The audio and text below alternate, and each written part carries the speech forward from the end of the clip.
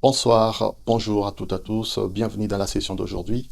Aujourd'hui, avant de devoir démarrer cette session, j'ai deux nouvelles à partager avec vous. La première concerne évidemment le contenu de la session d'aujourd'hui. Alors, j'ai reçu beaucoup de messages par email et à travers les commentaires que la vidéo numéro 19 que j'ai publiée il y a quelques semaines a un problème, donc a connu un problème pendant l'upload, donc elle est figée à partir de la 10e ou 11e minute. Alors, de ces faits, j'ai décidé de partager aujourd'hui avec vous la version premium de ces contenus. Parce que tous les contenus que je partage ici, on les homologue en version premium. Donc aujourd'hui, je partage avec vous cette version-là pour votre plaisir, votre bonheur. Voilà. Et d'ailleurs, cette session, c'est la 4e leçon du 8e chapitre de ma formation sur robot structure sous HeroCode 2 et HeroCode 7. Voilà. La deuxième nouvelle que j'ai à partager avec vous, c'est la formation, la session que je lance à partir du 15 de ce mois. Donc d'ici vendredi, j'ai lancé une session de formation. Bien sûr, tout se passe en ligne. Alors, si vous voulez participer à la session, vous n'avez qu'à aller sur la plateforme Sidlab Project où se trouvent tous les contenus. Ajoutez-vous sur la liste d'attente afin que vous puissiez bénéficier d'une réduction d'environ 40% sur les deux formations, les deux sessions que je lance. Donc la première, maîtriser robot structure sous HeroCode 2 et HeroCode 7. Et la deuxième, maîtriser le génie parasismique sous robot avec HeroCode 8. Voilà, la première session, la première formation que j'ai citée donc, comporte plus de 60 leçons avec plus de 20 heures d'enregistrement. Évidemment, ici, qui est très important et qu'il y a un forum. Mais nous avons un forum qui nous permet à répondre à vos questions en temps réel. Donc, quand vous êtes bloqué, quand vous avez des soucis, vous intervenez dans le forum afin de pouvoir échanger avec nous et avec d'autres étudiants. Voilà un peu les deux nouvelles que j'avais à partager avec vous. La deuxième formation comporte évidemment aussi 5 chapitres avec plus de 10 heures d'enregistrement, accès au forum, avec des guides PDF téléchargeables donc, pour vous guider, pour vous rappeler certains concepts des HeroCode 2, 7 et 8. Donc bénéficiez, tirez parti de cette opportunité pour apprendre et aller plus loin. Vers la fin de ces mois, il y aura une troisième session sur Revit Structure. Donc vous pouvez également toujours vous ajouter sur la liste d'attente afin de bénéficier de cette promotion. Voilà. Donc pour vous ajouter, c'est très simple. Je vous mets les liens. Alors si vous n'avez pas de compte sur la plateforme Sidlab Project, je vous mets en commentaire et dans la description les liens pour créer votre compte en 2-3 secondes. Ok. Et après, vous n'aurez qu'à cliquer sur ajouter sur la liste d'attente pour pouvoir bénéficier de cette opportunité. Parce qu'après les 15, nous allons remettre toutes les sessions au prix normal. Voilà, je vous attends de l'autre côté et surtout prenez le temps de visionner et d'apprendre tous les concepts que nous partageons avec vous dans cette session d'aujourd'hui. Allez, au plaisir. Merci.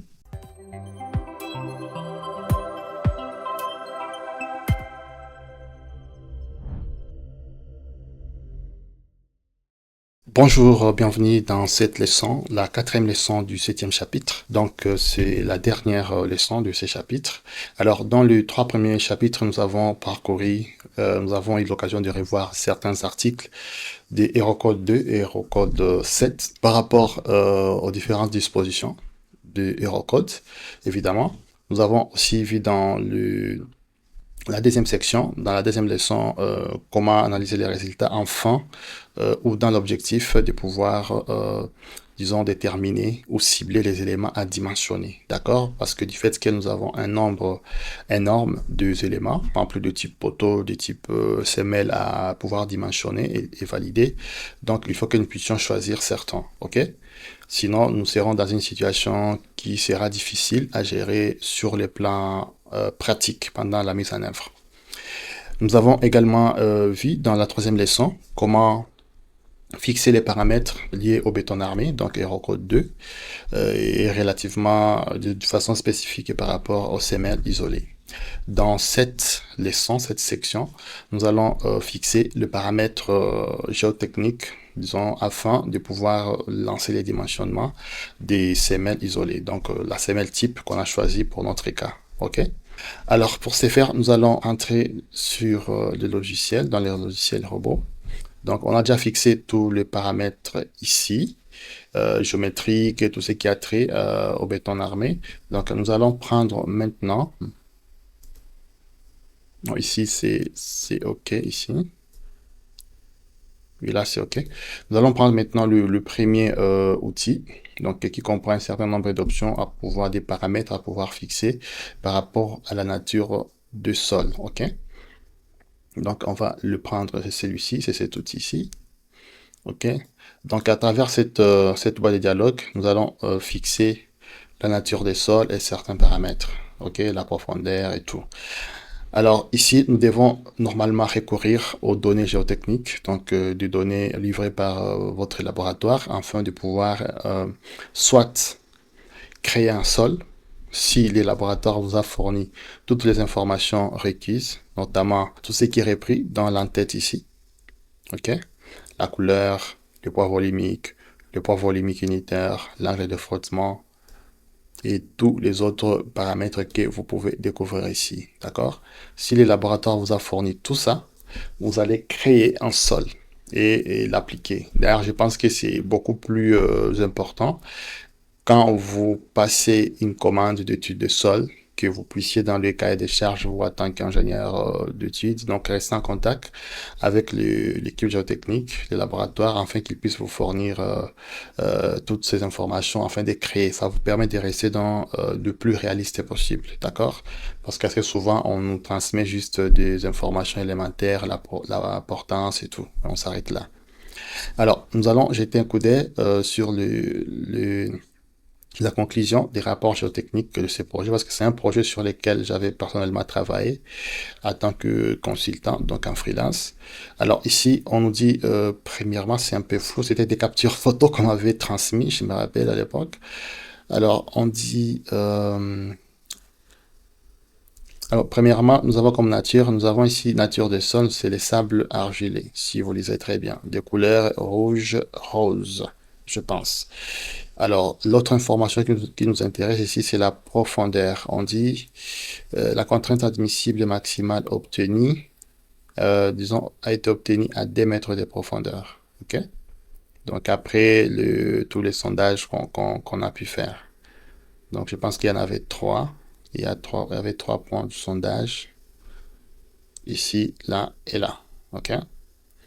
Alors, une fois, donc là, nous savons déjà que nous avons affaire à un sol, disons sable argilé. Nous avons la profondeur de 2 mètres. Donc, nous allons rentrer dans les logiciels. On rentre là. On va remettre tout ça à 0. Comme ça, on les fait ensemble. OK. Alors, premièrement, nous avons un sable argilé. Alors, nous allons voir est-ce que disons, ces sols est répertorié ici. Alors, ici, dans la catégorie de sable, voyons. Alors, ici, avec notre résultat géotechnique, donc nous avons les sables argilés, c'est-à-dire que c'est un sol à prédominance granulée. Du coup, je vais choisir dans la catégorie des sables, parce que si je prends dans la catégorie d'argile, là, ça va beaucoup plus impacter sur, disons, la portance, parce que nous savons que les matériaux granulés ont un comportement mécanique très différent de, disons, des matériaux argilés. Parce que vu que l'argile conserve de l'eau et donc l'étassement peut s'observer sur le long terme, ok? Tandis que par la capacité bien sûr à conserver l'eau, mais aussi tandis que pour le sol, disons granulaire, les sols sablonnés, disons par manque de cette cohésion, ok? Le tassement peut s'arrêter une fois la construction est finie. Ok? Alors, je vais rester dans cette optique-là, qui est mon sol est à prédominance granulaire. Alors, dans cette optique, donc je vais venir ici, je prends dans la catégorie des sables. Donc, ici, nous avons sable et grave A, sable et grave A, donc disons de forte densité, sable et grave B, moyennement dense, et sable et grave C, donc sable et grave lâche. Donc, moi, je suis dans cette catégorie ici, donc sable et grave B. OK. Alors là, nous avons vu que la profondeur est de 2 mètres. OK. de 2 mètres. Donc, j'ai apporté ici une correction parce que si nous avons 2 mètres moins 0,35 mètres, nous allons rester avec 1,65 mètres, ok, pour la hauteur du phi. Alors, après, je reviens ici pour fixer ces paramètres. Alors, concernant la stratification, nous avons juste une seule stratification. Donc, je vais juste introduire pour cette nature des sols. Donc, il y a juste une seule. Alors là, niveau supérieur, on laisse à 0,0. Le niveau de fond de fruit que nous allons amener à -2. Niveau fond de fruit, -2. Voilà, on va valider. Donc nous sommes à -2, là-bas, la ligne jaune pointillée. Alors, s'il y avait une autre nature des sols, j'allais juste choisir dans le catalogue ici et mettre l'épaisseur et ça va s'actualiser. D'accord? Alors, ici, à ce niveau, je pense qu'on a fixé la nature du sol. Sans pour autant oublier, si vous avez tous les paramètres géotechniques, vous créez votre sol. C'est beaucoup plus réaliste. Donc, si vous êtes dans les doutes dans ce projet, insistez qu'on vous donne tous les paramètres afin de créer un sol, OK? Qui répondent aux vraies réalités du site.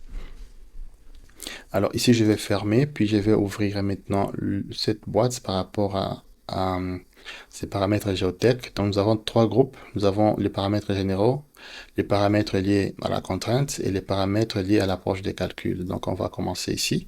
Alors là, nous avons le paramètre, ici on dit premièrement, vérification pour les renversements, coefficient de réduction de la cohésion, conditions sans drainage, et puis nous avons prise en compte de la distribution plastique de contraintes admissibles. Alors, nous allons voir ce que nous dit Eurocode 7 par rapport à ces premiers lots de paramètres. Donc, on rentre sur la présentation. Alors ici, on nous dit disposition particulière de stabilité, vérification pour les renversements, donc sur les premiers paramètres. Alors on dit les moments stabilisants doivent être, disons, les moments stabilisants sur les moments de renversement, donc moment rotation, doit être supérieur ou égal à 1. Donc la référence Eurocode 7 est ici, si vous voulez approfondir avec de plus amples détails. On dit cette inéquation traduit l'équilibre statique. Elle vérifie si les moments stabilisants, donc dus au poids propre et autres charges gravitaires, est supérieur au moment des renversements, donc les charges verticales. Alors les ratios est de 1, donc il y a des choses à corriger. Les ratios est de 1, donc le ratio de 1 est le minimum acceptable. Si ces rapports nous donnent en dessous de 1, c'est-à-dire qu'il y a un problème déjà de stabilité. Si nous sommes largement supérieurs à 1, c'est-à-dire que nous avons une grande marge de sécurité. Voilà, c'est que ça voudrait dire. Alors, ici, on nous dit coefficient de réduction de la cohésion. Alors, on dit que ces coefficients permettent de réduire la cohésion du sol pour le calcul. En règle générale, il faut rester prudent sur la cohésion à long terme dans le calcul de fondation superficielle. Il est fixé à 0 pour faire abstraction de toute cohésion. Donc, c'est-à-dire quoi pour ces paramètres? C'est-à-dire que, disons, les matériaux, quand on est en train de fonder, de construire, disons, présentent une certaine cohésion.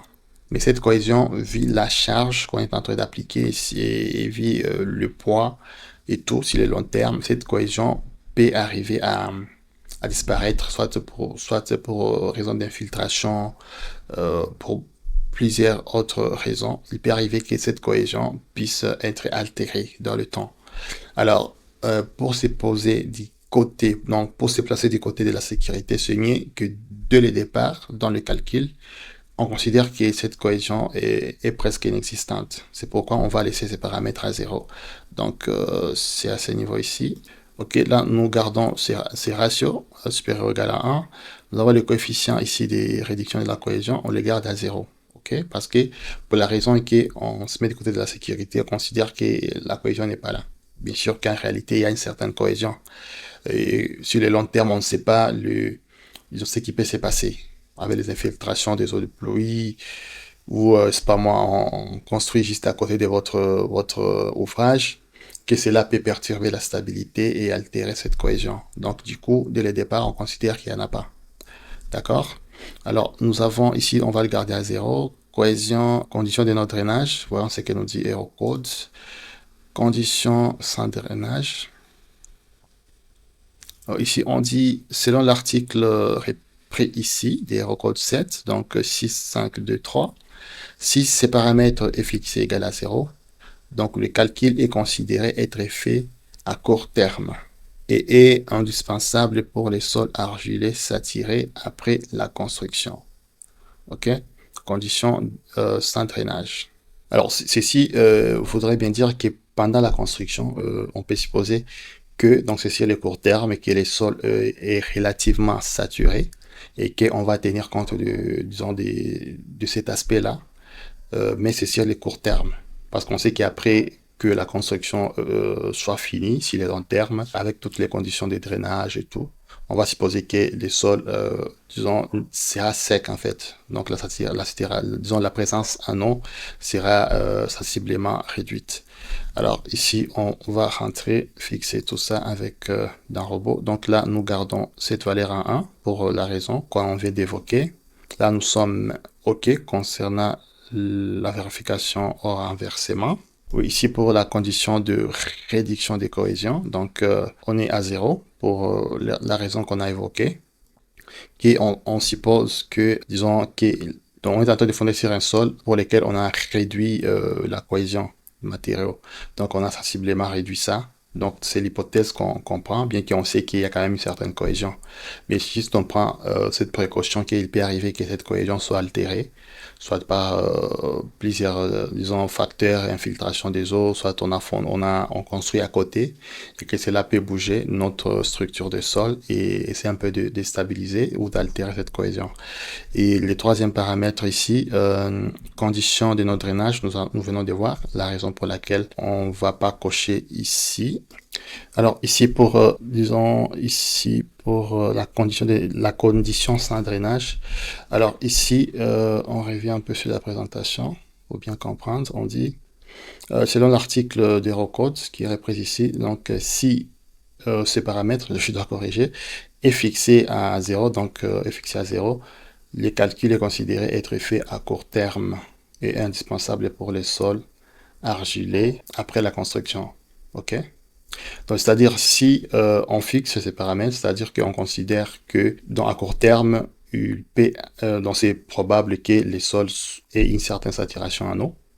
OK? Parce que nous savons déjà, c'est trop sensible pour un sol argilé. Mais par contre, ici, nous savons déjà que notre sol, c'est du sable argilé. D'accord? C'est du sable argilé. Donc, cette sensibilité n'est pas assez prononcée. Bon, bien sûr que les matériaux aient à prédominance granulaire. OK? Donc, on va laisser ces paramètres sans cocher. Donc, on suppose qu'il n'y a pas grainage. OK? Et disons drainage. Alors, ici, donc, on va laisser ce paramètre comme ça, sans drainage, bien sûr, qu'on se place du côté de la sécurité. OK? Alors, ici, on nous dit prise en compte de la redistribution plastique et des contraintes. Redistribution plastique, c'est-à-dire qu'une fois il y a tassement, on ne peut plus rentrer à l'étape, disons à l'état initial. Donc il y a tassement et tout s'arrête là. OK? Alors pour nous, comme notre matériau est sable argilé, c'est-à-dire nous avons un peu d'argile et l'argile, du fait qu'il y a conservation d'une certaine humidité, il y a une certaine saturation. Donc on peut, disons, on parle d'hypothèses selon lesquelles que le tassement n'est pas parfaitement plastique. OK? Donc, ça peut tasser, peut-être après un moment, ça peut revenir. Mais ce sont bien sûr des tassements vraiment millimétriques. OK? Dans ces contextes. Alors, nous avons ici pour ces premiers lots de paramètres, nous avons aussi conception pour la résistance céleste. Donc, ici, c'est juste cocher ça pour que les logiciels puissent vérifier si la contrainte sous la semelle ne soit pas dépassée à l'LS. OK? Donc, on doit laisser cocher ici pour que cette vérification soit prise en charge par, disons, durant les calculs. Alors, on passe ici dans ce groupe de paramètres, donc par rapport au glissement. OK? Alors, ici, nous avons deux paramètres. Donc, pour une vérification glissement, nous avons ici vérification de la condition 3, L6, 5, 3, paragraphe 13. Donc, c'est à nous de savoir ce que dit cette condition et savoir si nous allons négliger la condition ou non. Donc, nous allons voir ce que nous dit Error Code. Donc, c'est la condition ici qui nous dit ceci. Disons la condition ici, condition de l'effort horizontal. OK? Alors, on dit Errorcode 7 demande de vérifier si cet effort, donc les efforts ou la résultante des efforts horizontaux, donc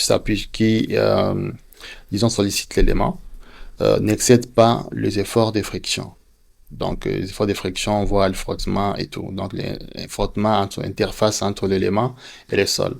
OK? Alors, on dit négliger cette condition signifie qu'on considère que le glissement n'est pas un risque ou qu'il est repris par d'autres éléments structuraux, notamment le dallage ou disons les longrines. Donc, les longrines, il y a aussi à corriger là-bas. Alors, du coup, nous allons rentrer ici. On va négliger la condition parce que nous sommes dans, disons, un contexte où nous n'avons pas les effets diocéisme, ok, et l'impact du vent est insignifiant, ok. Du coup, nous pouvons négliger cette condition ici. Alors ici, l'autre condition par rapport au glissement, on dit fondation préfabriquée. Nous sommes dans un contexte où le béton est coulé sur le site, parce que dans un contexte des semelles préfabriquées, c'est-à-dire on s'est fabriqué en atelier, on vient les proposer, et du coup la surface est un peu plus lisse, n'est pas rugueuse, et cela va réduire les efforts disons, des frictions, ok, entre les sols, la face inférieure de la semelle, ok. Alors on dit ici, le code nous dit quoi? Fondation préfabriquée lisse. On dit si la fondation est préfabriquée, l'interface béton-sol est plus lisse que pour un coulage en pleine fouille. Le coefficient de friction est réduit. Voilà ce qu'on disait. Donc, nous allons entrer ici. On laisse le paramètre tel qu'il est. OK? Donc, ici, je reprends ici les conditions de glissement. Donc, c'est-à-dire, nous avons premièrement la vérification de la condition 653. La condition 653, I53, paragraphe 13 dit ceci. Errorcode 7 demande de vérifier si cet effort n'excède pas l'effort de friction. Négliger cette condition signifie qu'on considère que le glissement n'est pas un risque ou est repris par d'autres éléments de structure tels que les longrines ou les dallages. Okay. Pour notre cas, nous n'avons pas des efforts de sollicitation sismique. Okay. On n'a pas appliqué ça. Et l'impact de la pression dynamique et du vent est moindre. Voilà. L'autre condition ici, c'est par rapport à condition fondation préfabriquée. On dit si la fondation est préfabriquée, l'interface béton-sol est plus lisse. Donc l'interface est beaucoup plus lisse que pour les cas où nous avons coulé les bétons sur place. Et du coup, le coefficient de friction est réduit. Donc, on revient ici. Donc, c'est ici. Donc, on dit, disons, condition de l'effort horizontal. Selon cet article d'Errorcode 7, on dit, Errorcode 7 demande de vérifier si cet effort n'excède pas la valeur, n'excède pas les efforts de friction. Négliger cette condition signifie qu'on considère que le glissement n'est pas un risque ou qu'il est repris par d'autres éléments de structure comme le dallage ou les longrines. Pour notre cas, il n'y a pas vraiment de grandes sollicitations, des efforts horizontaux, c'est-à-dire on n'a pas les séismes et l'impact de la pression dynamique du vent est réduit. Ok. Deuxièmement, ici nous avons fondation préfabriquée. Pour nous, les bétons coulés sur place, ce n'est pas des semelles préfabriquées, parce que quand c'est préfabriqué, l'interface entre sol et semelle est trop lisse et du coup, les coefficients de friction est réduit. D'accord? Donc, si nous revenons ici, donc là, on ne va pas cocher, donc on néglige cette condition. Mais ici, nous n'avons pas des fondations préfabriquées non plus.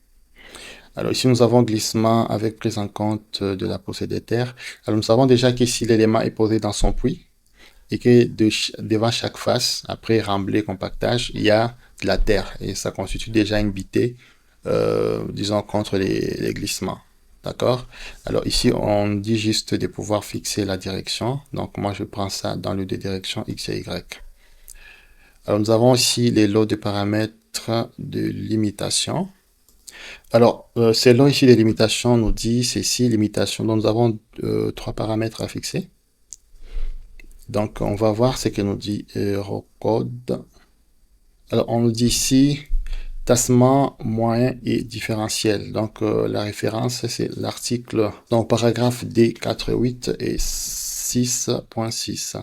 Ces critères sont vérifiés à l'LS, premièrement, et la valeur est de 5 cm en standard pour les structures courantes, mais elle peut être réduite pour les assises et plateformes de machines, des précisions ou des structures fragiles.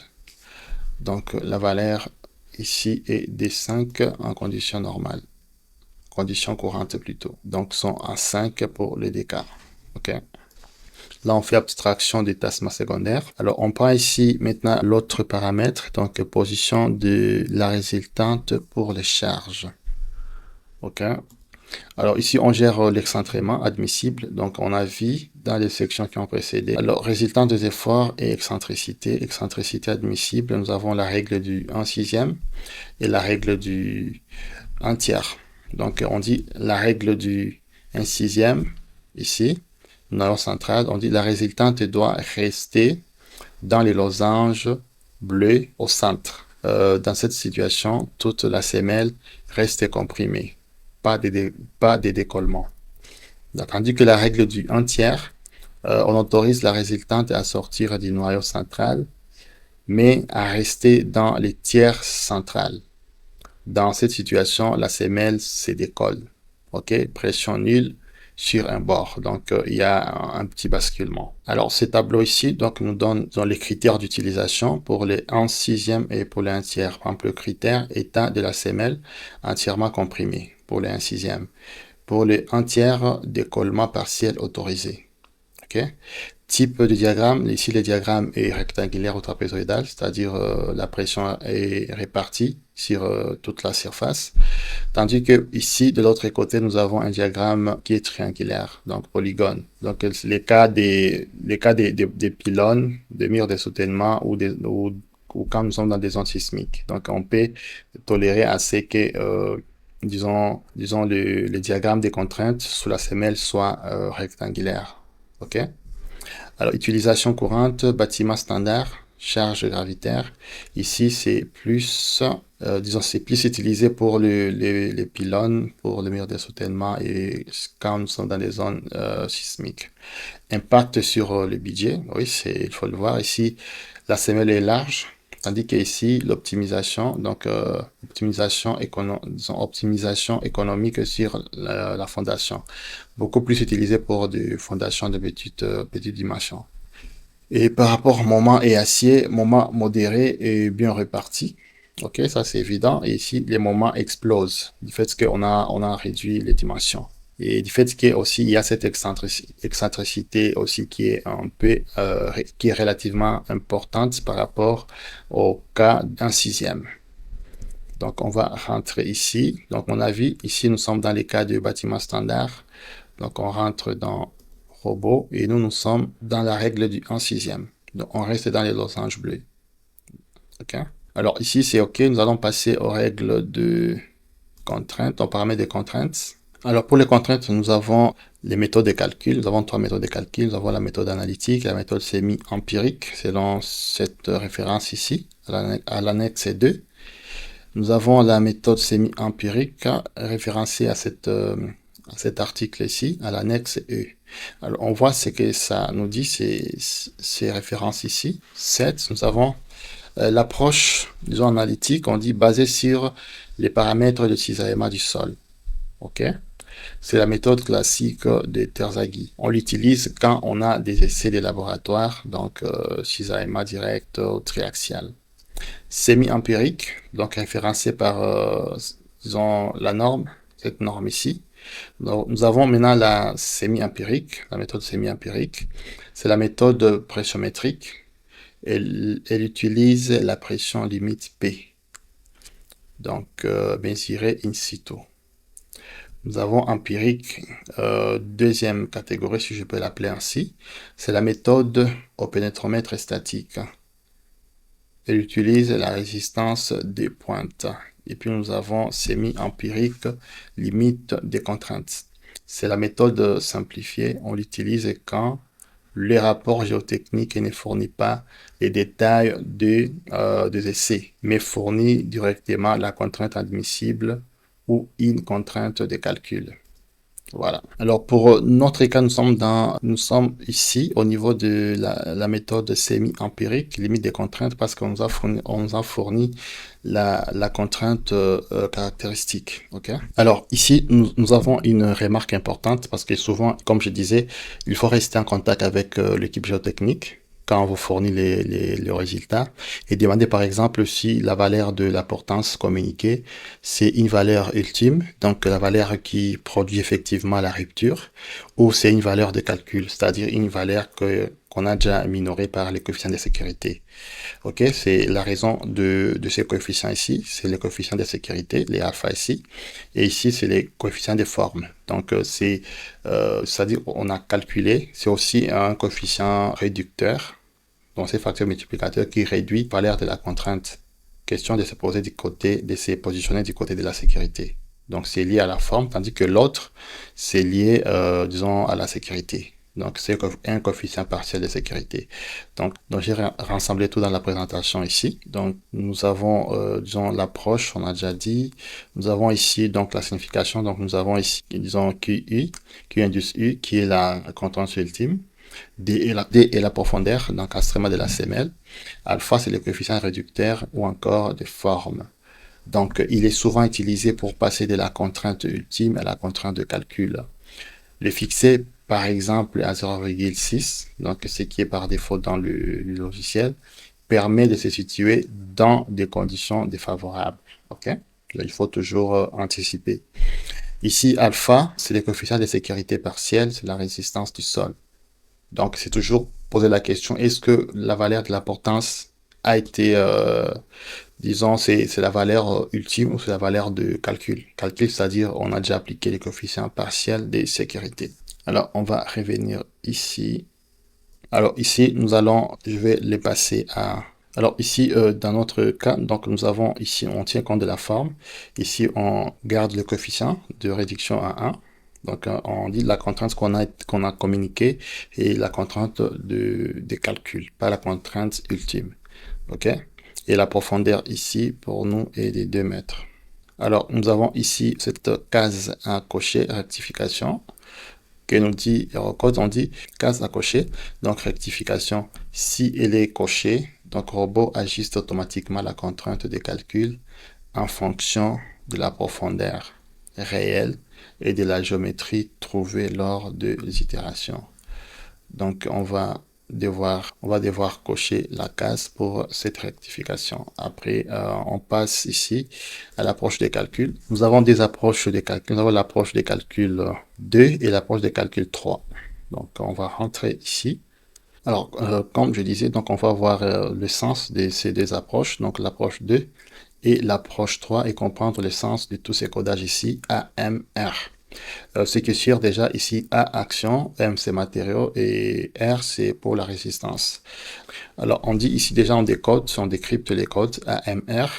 Alors, on dit A, c'est pour les actions, M pour les matériaux, ici les sols, et puis R, c'est la résistance. Alors, nous avons A1, A1, A2, M1, MD et R2. Alors ici, on dit avec les indices A, indice 1, c'est quand on pondère les charges. Indice 2, c'est quand on garde, disons, les charges proches de 1. Ici, pour M, les matériaux, donc coefficient 1, M, 1 pour M1. Utilisation des valeurs réelles du sol. Pour MD, on réduit la résistance du sol. Ok, quand on a pondéré la charge. Ici, pour R, la résistance, c'est-à-dire on déduit la portance finale de calcul. Alors ici, on dit l'approche des calculs 2. Donc, elle majore la charge. Ok, on majore la charge et on minore la résistance globale de semelle. Les paramètres de sol eux-mêmes ne sont pas réduits. Ok. Donc, nous, naturellement, nous sommes ici parce qu'on disons, majoré les charges, on a fait une dépondération sur les charges, et puis on réduit, pour se mettre du côté de la sécurité, on va réduire un peu la portance. Donc, nous sommes sur l'approche 2. Donc, nous sommes sur l'approche 2 qui est cochée là-bas. Alors, quand on finit tous ces paramétrages, on peut les enregistrer, et puis on fait OK. Voilà.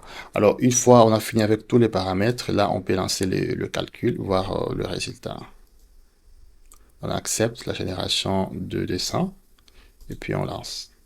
Oui, on fait un pas en arrière parce qu'ici, je pense qu'on n'a pas entré la valeur parce que nous avons une portance vraiment trop faible donc sur ces sols.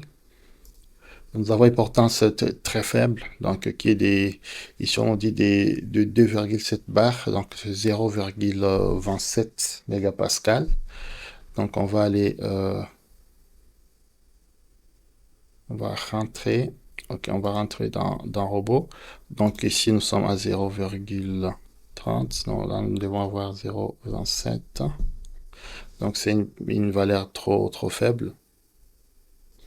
Ok, donc on dit ok, et puis on relance les calculs.